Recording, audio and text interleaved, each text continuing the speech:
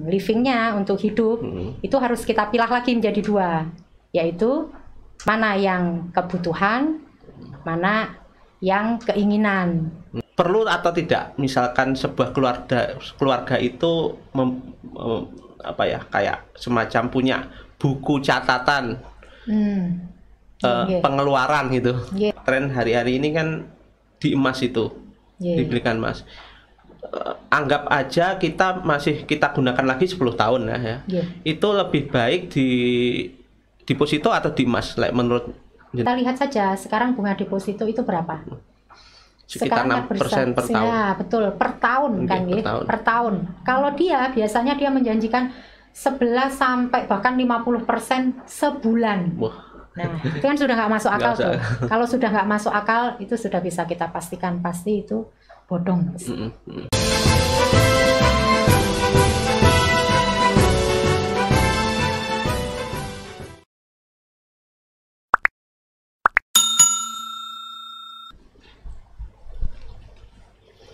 Assalamualaikum warahmatullahi wabarakatuh. Jumpa lagi dengan Mata Blitar Podcast bersama saya Yahya Mustafa.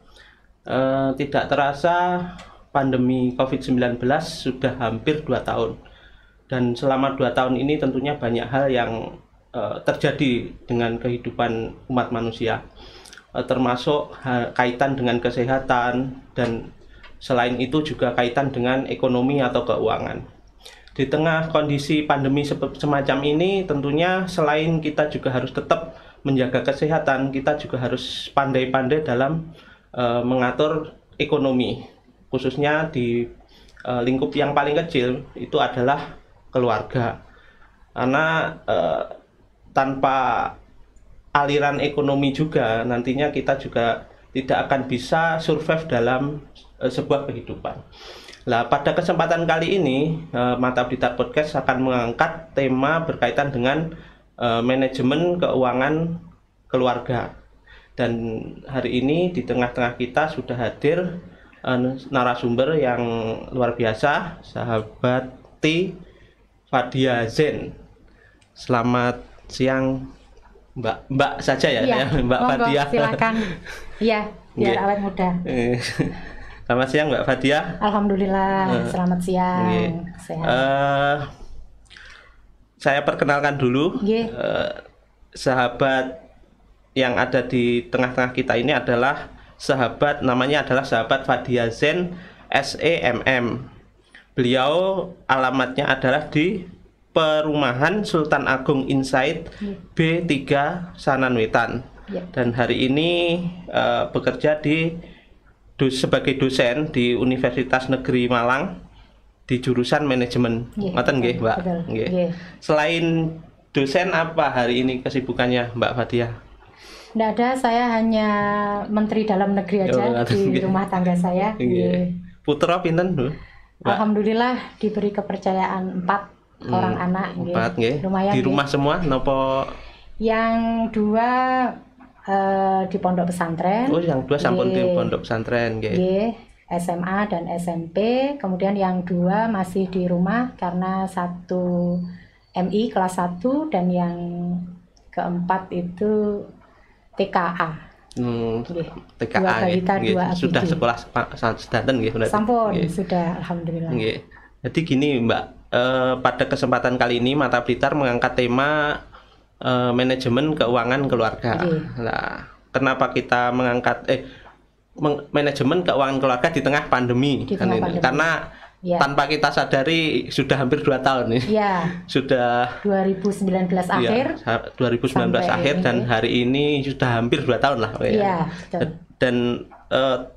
Dan tidak ada yang tahu selama ini kan sampai kapan juga belum, sampai hari ini juga belum ada yang bisa tahu, cuman prediksi-prediksi, tetapi ya juga belum tahu sampai kapan. Yang pertama ingin kami sampaikan atau ingin kami tanyakan, perlukah sih sebenarnya dalam masa pandemi seperti ini mengatur keuangan di keluarga atau manajemen keuangan keluarga itu, Mbak Fadia? Saya pikir kalau mengatur keuangan keluarga itu masa pandemi atau tidak masa pandemi itu perlu. Perlu sebenarnya. Perlu. masa pandemi, tidak masa pandemi, penghasilan kita terpengaruh pandemi atau tidak terpengaruh pandemi, itu financial planning untuk personal financial planning ya, itu sangat diperlukan. Baik kita single maupun kita berkeluarga tanpa anak maupun berkeluarga, apalagi berkeluarga dengan banyak anak, kemudian masa-masa anak berpendidikan gitu ya, itu sangat perlu saya pikir. Jadi menurut saya sangat perlu. Apalagi di tengah kondisi pandemi seperti ini, di mana mungkin banyak keluarga-keluarga yang penghasilannya menurun, misalkan seperti itu. Nah, di tengah pandemi itu yang kita perlu check up keuangan kita, terutama untuk beberapa keluarga yang mungkin sangat terimbas pandemi. Bisa jadi karena penghasilan mereka turun, bisa jadi juga karena mereka kehilangan penghasilan. Bahkan ada yang tidak sedikit juga yang kehilangan penghasilan juga. Karena kan banyak yang terkena PHK, kemudian ada yang mungkin tetap bekerja, tetapi akhirnya tidak penuh. Tidak penuh. Banyak sekali itu. Karena banyak perusahaan yang terimbas pandemi itu, akhirnya mereka memperkerjakan mungkin tidak full. Iya, tidak full karena mereka tidak ingin menggaji full. Tidak ingin mem-PHK, tetapi juga tidak kuat untuk menggaji secara full. Ya, kalau kondisinya seperti itu, maka ya kita harus men-check up keuangan kita. Kita lihat dulu, rumah tangga kita itu terpengaruh pandemi atau tidak, gitu. Nah, setelah itu kita harus atur budgeting, pasti harus atur budgeting. Terus kemudian ini, kalau kita sudah sepakat bahwa mengatur keuangan keluarga itu baik pandemi maupun tidak pandemi sebenarnya penting. Apalagi dalam kondisi pandemi COVID-19 yang belum tahu kapan selesainya ini, lebih penting lagi kan. Nah, itu sisi-sisi apa, Mbak, dalam keluarga yang bisa diatur ulang itu? Yang bisa diatur dalam sisi-sisi apa saja? Yang pasti kita harus tahu berapa penghasilan kita, income. Berapa income kita, berapa istilahnya adalah earning money kita, pendapatan kita itu kita harus tahu. Kita itu berarti kan antara suami dengan istri. Kuncinya sebenarnya financial planning rumah tangga itu ada komunikasi antara suami dan istri. Jangan sampai ini yang satu sisi pasangan itu dia saklek untuk financial planning, yang satu yang mubrai gitu. Berarti intinya pertama itu harus ada komunikasi antara suami dan istri dulu. Misalkan dua-duanya bekerja, itu ya harus tahu dulu berapa penghasilan si suami, penghasilan total. Jadi tidak boleh umpet-umpetan, nggak boleh kalau di teorinya. Sebenarnya kalau secara teori itu umpet-umpetan nggak boleh, cuma sebenarnya financial planning itu kan bukan hal yang saklek. Jadi secara teori harus bagaimana formatnya, itu sebenarnya enggak. Jadi setiap keluarga itu pasti punya format masing-masing. Jadi misalnya nih, ada komunikasi tapi misalnya ada uang suami atau uang istri yang buat me time gitu ya misalnya. Untuk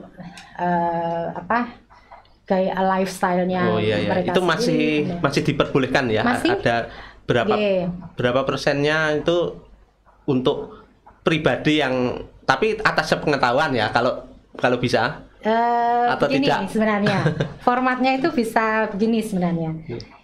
Jadi kalau sudah ada komunikasi kan gampang sebenarnya.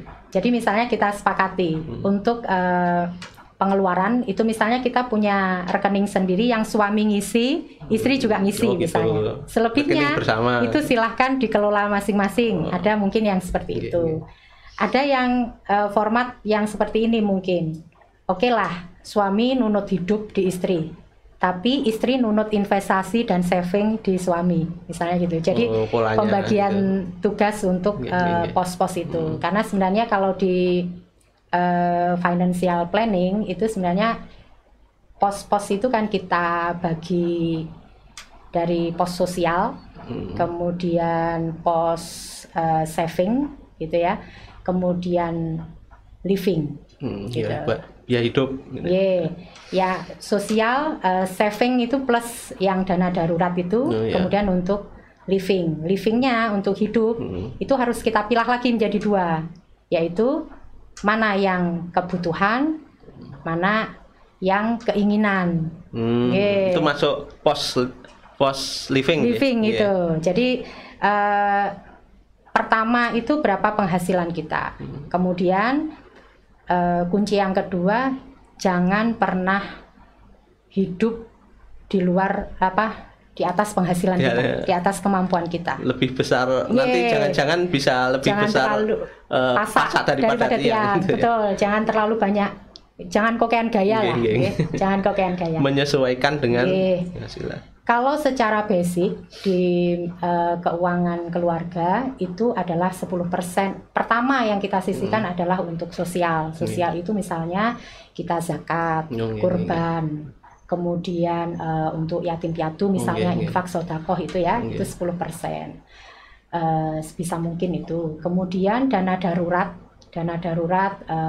saving itu sekitar 10-20%. Kemudian untuk living itu adalah tadi ada sisa 70% ya. 70% itu paling tidak untuk kebutuhan adalah 50% dan 20%-nya itu adalah keinginan.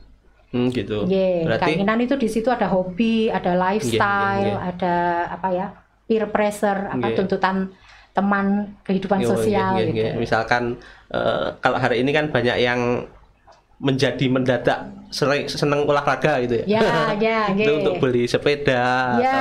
Itu jangan lebih dari 20%-nya income gitu. Kalau misalkan kita mau beli sepeda dan belum nutut berarti kita tunda dulu. Karena begini, karena aset itu kan ada 3 macam. Aset itu ada aset liquid berupa kas, setara kas. Misalnya kita punya uang kas, kemudian punya emas, itu kan sebenarnya aset liquid ya. Kemudian ada aset pakai. Aset pakai itu ya seperti sepeda, seperti itu tadi. Itu kalau bisa ya kita beli cash. Tidak dianjurkan untuk kredit. Betul.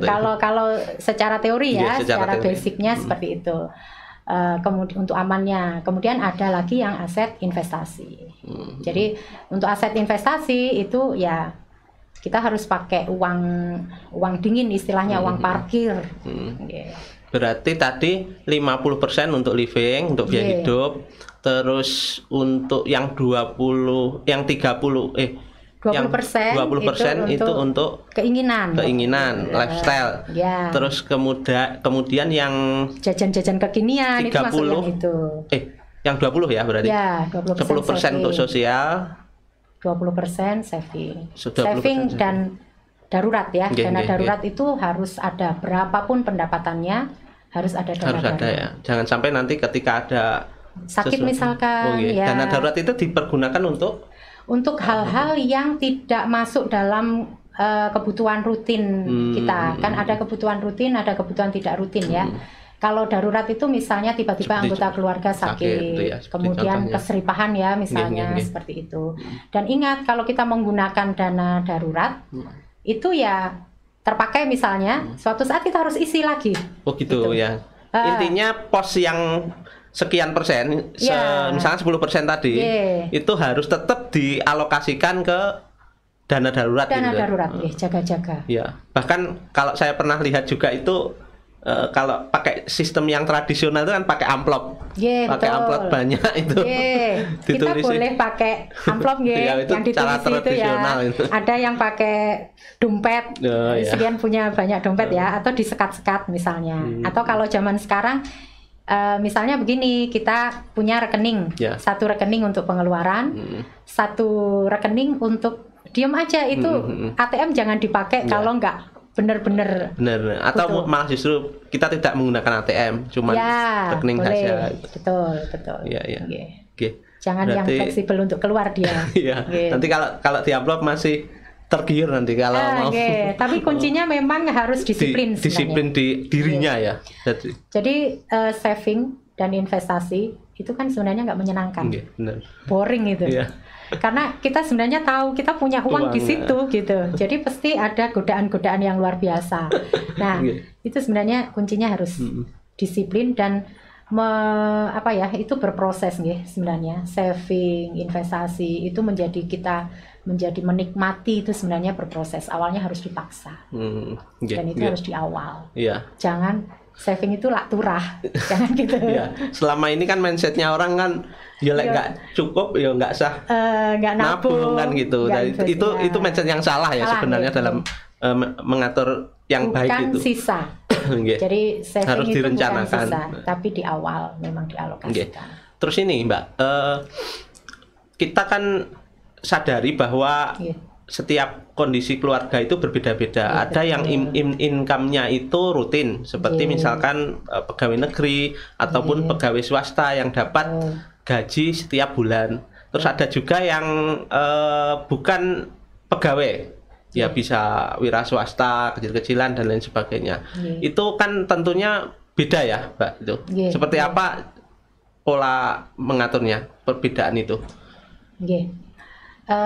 Memang beda nggih, tapi sebenarnya kita itu kalau mau jujur itu kita sebenarnya tahu ya, maksudnya begini, bulan-bulan ini saya kemungkinan dapatnya banyak, misalnya pengusaha nggih, dia produknya apa, misalnya dia di bulan-bulan tertentu dia income-nya banyak, bulan-bulan tertentu dia income-nya mungkin grafiknya turun.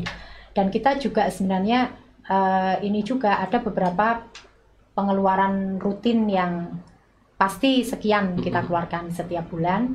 Ada juga yang mungkin sekian bulan, misalnya pajak kendaraan misalnya, dan itu kita kan sudah tahu bulan-bulannya. Yang pasti kalau untuk yang berpendapatan tidak rutin, kita harus atur budget fleksibel setiap bulannya. Gitu.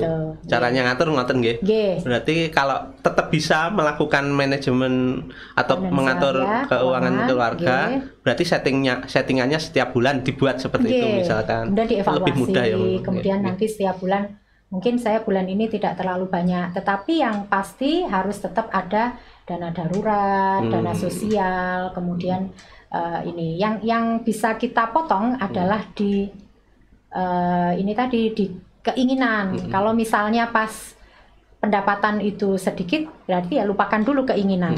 Kita harus hidup efisien, tidak foya-foya, tidak hura-hura, tinggalkan dulu hobi yang sekian mahal. Rupiah itu. Kemudian lifestyle, kemudian nongkrong sama teman misalnya. Yang kurang perlu, apalagi di tengah pandemi. Iya betul, itu yang friend yang peer pressure itu biasanya menggerus. Jadi tekanan sosial untuk bergaul gitu. Atau mungkin misalkan gini juga nggak apa ya Mbak, misalkan kalau yang keluarga yang tidak dapat income rutin, misalkan tidak mendapatkan gaji bulanan, itu misalkan posnya tetap, misalkan untuk sekian livingnya tetap, untuk nganunya tetap. Jadi bukan persentase tetapi jumlah misalkan. Itu juga boleh ya? Boleh. Terus nanti kalau ada sisa ya itu dimasukkan ke pengembangan usahanya misalkan seperti itu. Oh ya, ekspansi nggih. Ekspansi ya. Sebenarnya memang tidak ada hal yang saklek di manajemen di financial planning rumah tangga, itu nggak ada. Yang pasti adalah disiplin, kemudian setiap setiap akhir itu harus kita evaluasi, kemudian kita harus yang penting adalah tidak besar pasak daripada tiang gitu. Mana pos yang harus memang wajib, jadi kan ada kewajiban, ada kebutuhan, ada keinginan. Kewajiban itu memang kan harus kita alokasikan, kemudian kebutuhan juga harus kita alokasikan. Maka ketika misalnya kita harus ekspansi usaha kita, ya kita lupakan keinginan, yang sekian persen di keinginan tadi masukkan ke ekspansi. Tuh, yang penting dana darurat tetap, kebutuhan tetap, kewajiban tetap gitu. Terus ini Mbak, ini berandai-andai ya. Iya, Ini iya. kalau misalkan mungkin keluarga-keluarga yang dapat gaji bulanan, khususnya pegawai negeri itu Iya, kemungkinan tidak terlalu terdampak secara ekonomi karena pandemi ini. Iya. Tetapi bagi yang non pegawai negeri khususnya, baik pegawai swasta ataupun wira swasta, itu kan penghasilannya sangat menurun, Iya, betul. sangat menurun. Iya. Lah, perlu atau tidak misalkan sebuah keluarga itu apa ya, kayak semacam punya buku catatan Iya. pengeluaran gitu, Iya. karena di beberapa keluarga itu ada juga yang pakai sistem kayak gitu sepertinya. Iya. Jadi setiap pengeluaran coba untuk dicatat. Itu perlu atau sekali. tidak? Perlu sekali. Iya. Terutama untuk pengeluaran-pengeluaran besar.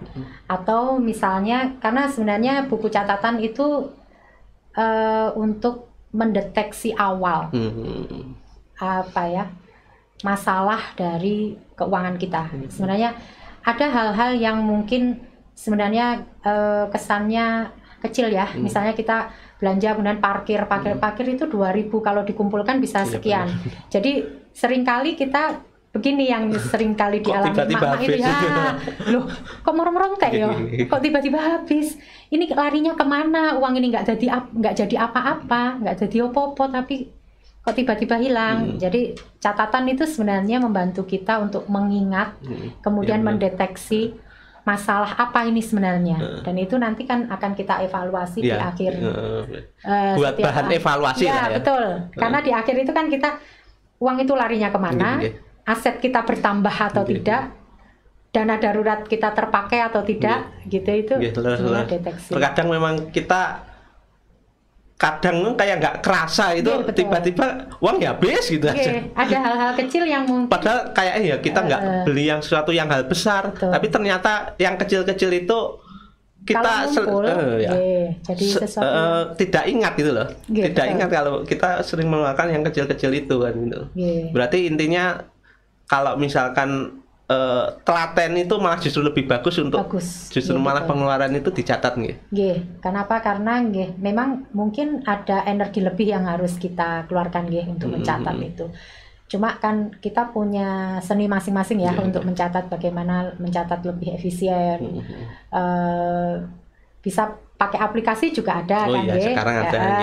Kalau pakai manual juga boleh, pakai Excel juga boleh, monggo terserah mana yang ini, karena dan itu juga mungkin ini nggih Mbak, bisa untuk keterbukaan di keluarga. Betul. Misalkan nanti ya namanya kan kadang suami yang si laki-laki kadang uangnya nggih kok habisin nggih apa saja. Kadang kita sendiri kadang mungkin si istri juga lupa mau dibuat apa saja ya. Kenyataannya memang habis kan itu. Kalau itu ada bisa konflik internal ya. Berdasarkan pengalaman. Berarti kalau memungkinkan lebih bagus sebenarnya untuk dicatat setiap pengeluaran itu ya. Dan untuk bisa bahan evaluasi tiap akhir bulan misalkan check up kita. Terus ini Mbak, mungkin ada beberapa keluarga juga yang karena penghasilannya menurun atau mungkin bahkan sudah tidak mendapatkan penghasilan lagi, tapi mungkin dia punya dana saving yang besar. Lah, di tengah kondisi pandemi ini kan orang sering justru malah hari ini kan di rumah nonton TV, lihat gadget, di internet, di YouTube dan lain sebagainya, kan banyak sekali promosi-promosi terkait dengan investasi. Nah, terkadang orang nganggur terus merasa punya dana saving, misalkan selama kemarin sebelum pandemi misalkan punya tabungan agak banyak gitu ya. Itu di tengah kondisi pandemi seperti ini, menurut Mbak Fadia, dana itu mendingan untuk investasi atau ya di saving untuk hidup saja, Pak? Kalau sebenarnya kita memang harus disiplin tentang keuangan. Sebenarnya waktu kita saving itu kita harus punya tujuan sebenarnya. Jadi kita saving itu untuk apa? Gitu. Oke lah, kalau dana darurat Dana darurat itu juga termasuk ketika tiba-tiba tidak ada angin, tidak ada hujan, tidak ada badai, tiba-tiba kita pandemi. Sekian lama yang kita tidak tahu berakhir sampai kapan. Itu kan kita pakai dana darurat. Kalau saving itu saya sarankan untuk tidak dipakai. Karena saving itu sebenarnya ketika kita saving kita harus punya tujuan. Savingnya itu sekian tahun ke depan kita mau apa? Atau mau beli kos-kosan misalnya, atau mau beli properti ya misalnya, beli sawah atau beli atau mau naik haji misalnya. Dan itu harus ini ya sesuai dengan tujuan awal tadi, untuk apa, sebisa mungkin tidak dipakai ketika itu. Nah, kita pakai dana darurat kan ketika misalnya pandemi seperti ini, sehingga kita punya kesadaran bahwa ini dana darurat harusnya kalau kita pakai harusnya kita isi lagi. Tapi kalau pandemi kita gunakan untuk hidup, ya udah nggak jadi apa-apa kan akhirnya. Maka ketika pandemi itu saya sarankan ketika ada tabungan atau dana darurat itu mestinya kita menciptakan istilahnya adalah earning power. Jadi kita penghasilan apa? Kita harus mulai memikirkan penghasilan baru. Penghasilan baru. Penghasilan baru. Sebenarnya peluang apa yang di masa pandemi ini? Misalnya nih, ini banyak keluarga yang di rumah, kemudian membutuhkan makanan frozen misalnya, kita bikin makanan frozen. Peluang itu kan bisa dari hobi, bisa dari keahlian kita, keahlian kita. Jadi bagaimana peluang itu adalah enjoy untuk kita, tapi earning, menghasilkan. Kemudian ya itu tadi kita melakukannya itu bahagia tapi menghasilkan. Apalagi gitu. Kan mungkin banyak juga yang sudah sampai kehilangan pekerjaan. Berarti kan harus juga earning power itu tadi. Harus memikirkan peluang pos-pos peluang-peluang, karena di tengah kesulitan itu pasti ada kesempatan. Berarti tidak direkomendasikan untuk yang investasi yang kayak misalkan investasi saham dan lain sebagainya, itu malah justru. Kalau untuk investasi bolehlah, tapi kita mesti tahu dulu ya, ketika investasi tidak boleh latah, Maksudnya ketika ada teman cerita, wah aku saham, earningku sekian, returnku sekian, gitu. Jangan terlalu silau dengan itu, tapi kita harus kenali dulu profil investasi kita. Profil investasinya. Jadi misalnya begini, kita ini punya uang dana darurat, cuma misalnya kita sekian tahun lagi kita pakai itu untuk anak kita kuliah misalnya. Nah, jadi kita cari investasi yang ini tinggal 1 tahun lagi anak saya kuliah misalnya. Berarti saya harus investasikan di investasi yang aman dan jangka pendek. Misalnya seperti itu. Kalau ini masih lama nih, anak saya masih TK tapi kuliah masih lama, ya silahkan mau ke contohnya saja Mbak, apa misalnya? Misalnya kalau investasi itu kan harus dilihat return dan risknya ya. Misalkan dana ini mau kita gunakan untuk biaya anak kita sekolah, dan anak kita masih katakanlah 10 tahun lagi.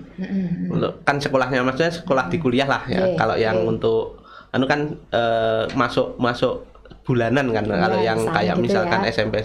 Kalau yang besar biasanya kan untuk kuliah. Misalkan kuliahnya masih 10 tahun lagi. Itu menurut jenengan yang pas itu kita tabung langsung, karena kan banyak orang yang mengatakan kalau tabung tabung langsung di rekening biasa itu kan 10 tahun lagi nilainya kan turun, dan itu yang pas ya kena inflasi itu. Itu yang pas kalau misalkan kita sudah punya planning 10 tahun lagi, itu yang pas di kalau itu tujuannya adalah pendidikan, kita tetap semacam asuransi pendidikan, walaupun misalnya itu kita lakukan sendiri, jadi lebih aman ke deposito misalnya, itu lebih aman. Tapi kalau misalnya kita investasi yang saham yang disebutkan Mas Yahya tadi, saham itu kita harus tahu karakternya saham itu. Saham itu high risk high return. Jadi kalau mau investasi saham, itu harus yang benar-benar itu uang parkir, uang dingin, istilahnya idle cash lah. Yang nanti misalnya itu investasi itu kan bisa nambah bisa hilang. Ya benar. Apalagi kalau hilang kita nggak sampai stroke lah gitu misalnya. Nah itu memang harus disadari bahwa investasi itu semakin tinggi resikonya, semakin tinggi earningnya apa returnnya itu pasti semakin tinggi resikonya, high risk high return. Nah, kalau ada investasi yang tidak menggunakan sunatullah itu tadi ya, high risk high return, ya perlu kita curigai itu baru. Kalau ini Mbak, misalkan ini, kalau kan yang agak tren hari-hari ini kan di emas itu, dibelikan emas. Anggap aja kita gunakan lagi 10 tahun ya. Itu lebih baik di deposito atau di emas, menurut jenengan analisisnya? Kalau dari beberapa pengalaman krisis ya, jadi dulu 2008 itu kan ada krisis keuangan, kemudian 98, ada krisis moneter 97 98 itu waktu saya mahasiswa itu saya sangat merasakan kiriman nggak nambah, pengeluaran nambah itu sangat-sangat kerasa kalau mahasiswa zaman itu. Nah, kalau dari sekian kali krisis itu terbukti yang aman di krisis itu adalah bukan investasi keuangan ya, termasuk di pasar keuangan, termasuk deposito itu kan pasar keuangan. Itu yang lebih aman adalah emas. Apalagi jangka panjang. Kalau emas jangka pendek tidak cocok karena biasanya ada turunnya sedikit ya, biaya beli sama biaya jual ya. Ya, tapi itu kalau emas, kalau misalnya itu investasi ya jangan perhiasan, tapi emas lantak atau cuwilan itu bisa, mas, atau yang apa namanya, mas murni itu ya, mas batangan. Ya, batangan. Kita bisa setiap bulan beli 1 gram, misalnya kita alokasikan 1 gram. Saya biasa beli cuwilan lah istilahnya gitu. Kalau sekarang lebih ke yang bersertifikat Antam itu ya 1 gram, misal menyisihkan sebulan 1 gram ya 1 gram. Nanti ketika tiba-tiba ada sesuatu yang besar gitu ya saya kumpulkan potongan-potongan kecil gitu, emas saya. Atau gitu. Malah yang sekarang ini kalau nggak salah kan di beberapa platform ya. Iya, platform ya, kayak misalkan di Pegadaian itu ada tabungan emas. Betul. Itu betul. Bahkan minimal kalau nggak salah 10.000 atau berapa itu sudah bisa. Betul. Jadi kan kalau kita ngomong setengah gram lah minimal ya, kalau yang anu kan Rp500 itu bisa kan ya, maksudnya kalau setengah gram itu kan ya masih uangnya masih mahal, maksudnya masih sekitar katakanlah 800 ribuan, masih 400 ribu, padahal mungkin dana yang ingin kita anu kan cuman katakanlah kita punya setiap bulan itu cuman 200 ribu, itu mungkin bisa pakai yang itu ya, tabungan emas itu ya. Mahasiswa saya aja banyak yang tabungan emas itu sehari Rp500. Sehari Rp500. Di Pegadaian itu kita kan punya aplikasinya kita download aplikasinya itu, kita masukkan Rp500 setiap. Ini kan nggak terlalu kerasa, kayak sepotong tempe aja kan Nah, nanti tiba-tiba kita sudah punya berapa gram misalkan. Memang investasi itu kita anggap seperti uang hilang gitu. Jadi nggak ada di pikiran kita untuk saya punya uang di situ tergoda untuk pakai, nggak boleh gitu. Memang kita anggap gitu. Berarti cukup recommended Mbak ya untuk emas itu. Kalau untuk yang jangka panjang lah ya. Misalkan dana sekolah anak, dana pendidikan anak yang anak kita masih kecil ya, paling tidak range-nya itu berapa? 10 tahun? Apanya? Kalau yang emas itu 5 tahun sudah bagus. Berarti minimal 5 tahun lah ya. Di atas minimal 5 tahun ke atas itu biasanya kita recommended ya untuk kita emas ya. Betul. Daripada ditabung secara manual gitu. Betul. Tapi tetap kita kembali kita itu modelnya apa? Kita investor moderat konvensional atau moderat agresif. Kalau moderat agresif nggak telaten, biasanya dia akan main saham. Bisa jadi itu. Cuman kan kalau saham secara ini, kalau itu pendidikan, kalau bisa pendidikan kan tidak dimainkan disimpan di situ kan. Harus kita amankan. Terus ini Mbak, ini sedikit di luar ini ya, di luar manajemen keuangan keluarga. Ya sampai hari ini pun saya kira juga kita masih sering juga tak tahu bahwa ada investasi bodong itu Mbak. Itu kan mulai dari dulu saya masih sekolah itu SMP atau apa itu ada yang namanya kuisnet, ada pohon emas dan lain-lain. Itu kan juga berkedok. Benua atau apa gitu Berkedoknya kan juga investasi. Berkedoknya lah ya. Itu sebenarnya investasi atau bukan Mbak? Investasi itu sebenarnya intinya adalah bagaimana uang itu tumbuh kan. uang itu tumbuh, kemudian kita mendapatkan return sekian tahun, karena investasi itu kan jangka panjang. Sekian tahun ke depan itu akan berlipat daripada hanya kita parkir atau kita tabungkan atau kita depositokan bahkan. Jadi kalau investasi itu memang tuntutan returnnya itu di atas deposito misal, memang gitu. Nah, ketika itu investasinya itu sebenarnya kita bisa kok mendeteksi itu bodong atau tidak di awal gitu ya. Karena investasi bodong itu ciri-ciri awalnya itu biasanya dia akan menawarkan yang tidak masuk akal itu ya, yang tidak rasional. Kalau yang pertama dia pasti presentasi tentang return dengan waktu yang singkat, kan istilahnya kalau yang disebutkan Mas Yahya tadi itu kan pakai skema Ponzi. Skema Ponzi. Skema Ponzi itu ciri-cirinya sebenarnya dia akan mempresentasikan, menjanjikan return yang besar dalam waktu singkat. Tetapi ini nanti menuntut kita untuk mencari downliner gitu. Biasanya mengajak saudara, mengajak teman, sebanyak-banyaknya. Padahal investasi itu kalau tidak bodong, kita tinggal invest dan kita ngawasi. Kita tidak perlu bekerja untuk mencari, dan kalau mencari dan lain-lain itu tanda-tanda bodong itu. Karena Ponzi itu kan sebenarnya kita dibayar dengan uang kita sendiri atau dibayar dengan uang downliner kita itu. Nanti yang paling bawah dia yang nggak dapat itu ya. Berarti kalau sistem Ponzi itu kan yang kemungkinan sebenarnya ada yang untung itu yang awal-awal ya. Tapi kan kita tidak tahu kita itu di awal atau di benar. Masalahnya kan? Itu. Masalahnya kita tidak tahu ini umurnya si investasi ini sudah sekian lama, kita itu ada di posisi awal atau kita di posisi bawah. Dan gitu. Itu berarti lebih bisa dikatakan bukan investasi ya, itu penipuan ya. Penipuan ya. Berkedok investasi. Padahal sekarang itu kedoknya macam-macam ya. Maksudnya bisa bisa pertanian, misalnya ini bahkan ada embel-embelnya agama syariah, umroh itu sebenarnya skema Ponzi yang digunakan itu ya. Ada juga yang seperti itu. Itu misalnya kita tanya di awal itu biasanya ada arah-arah untuk bulat. Jadi ketika kita tanya tentang resiko itu biasanya kalau ada arah-arah bulat kita itu. Tapi kalau misalnya yang pasti kalau skema Ponzi itu tidak tercover di OJK. Jadi kalau misalnya itu ada perusahaannya PT apa gitu, kita sebenarnya bisa ngecek itu di OJK lewat telepon 157. Ada ya, 157. Itu kita bisa cek di situ. Apakah ada izin untuk PT ini di OJK, dan di situ akan dijawab oleh operator. Sebenarnya ada 157. 157 gitu. Terus ini Mbak, berarti ciri-cirinya yang biasa kita bisa lihat itu mereka menuntut untuk mencari downliner itu tadi ya.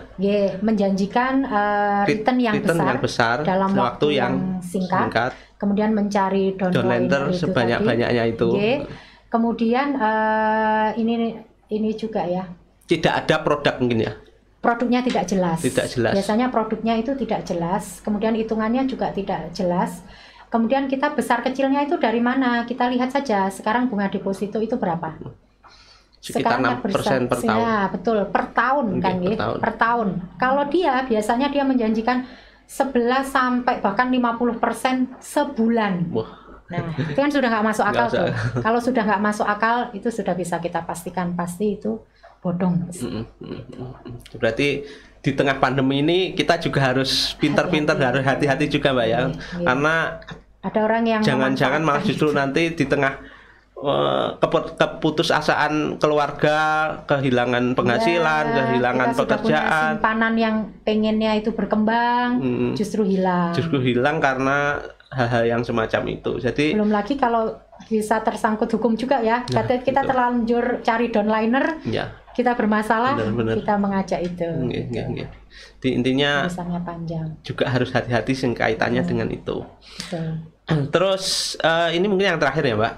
Mungkin pesan-pesan untuk sahabat-sahabat Mata Blitar Podcast atau keluarga-keluarga khususnya di Blitar Raya ini yang juga pasti terdampak pandemi ini, pesan-pesan yang ingin disampaikan atau dari perbincangan ini tadi yang terakhir. Pesan-pesannya adalah ketika pandemi seperti ini itu kan seringkali banyak keluarga yang terdampak. Untuk keluarga yang terdampak berarti dia harus tahu berapa dia penghasilannya, kemudian dia harus mengatur ulang budgetnya, anggarannya, mana pos yang hilang, mana pos yang muncul, karena mungkin pos transportasi hilang tapi ada pos kesehatan yang muncul kita harus beli masker, kita proteksi kesehatan ya, vitamin, masker, hand sanitizer itu satu pos tersendiri. Kemudian ada pos paket kuota ya, itu tambah juga dari anak sekolah ya. Yang pasti adalah bagaimana kita mengatur ulang budget kita, kemudian kita disiplin untuk mengatur keuangan kita. Jangan lupa berapapun pendapatan bisa cukup, berapapun pendapatan bisa kurang gitu. Dan yang pasti kita tidak boleh hidup di luar kemampuan kita, tidak boleh hidup di atas penghasilan kita. Kita harus disiplin keuangan. Saya pikir itu yang mesti ditekankan. Selain juga harus menjaga kesehatan ya. Betul, karena yang pertama kita mendapatkan penghasilan itu ya, yang pertama sebenarnya bukan mengatur keuangan. Kita alhamdulillah dulu, kita sehat, kita punya penghasilan, baru setelah itu kita financial planning. Financial planning harus itu tadi ya. Bagaimana nanti kita ketika masa tua pun ada passive income yang bekerja untuk kita, uang bekerja untuk kita. Makanya itu yang harus membuat kita semangat untuk melakukan financial planning. Karena nanti ketika kita sudah tidak produktif, kita sudah mulai fisik tidak sama jangan sampai kita sekarang, juga tidak punya apa-apa. Ya, kita punya passive income yang bekerja untuk kita. Terima kasih Mbak atas kehadirannya. Sami-sami. Mudah-mudahan bisa menginspirasi, bisa memberi manfaat untuk keluarga-keluarga Mata Blitar Podcast khususnya yang ada di Blitar ini di tengah kondisi pandemi. Amin. Seperti itu sahabat-sahabat Mata Blitar Podcast, perbincangan kita kepada Mbak Fadia. Mungkin lain kali bisa kita undang kembali dalam sesi-sesi yang lain. Semoga sehat dan berumur panjang. Mungkin pandemi segera berakhir. Amin, amin. Itu doa kita semua. Ya, itu sahabat perbincangan kita. Saya akhiri. Saya Yahya Mustofa. Wassalamualaikum warahmatullahi wabarakatuh. Waalaikumsalam warahmatullahi wabarakatuh.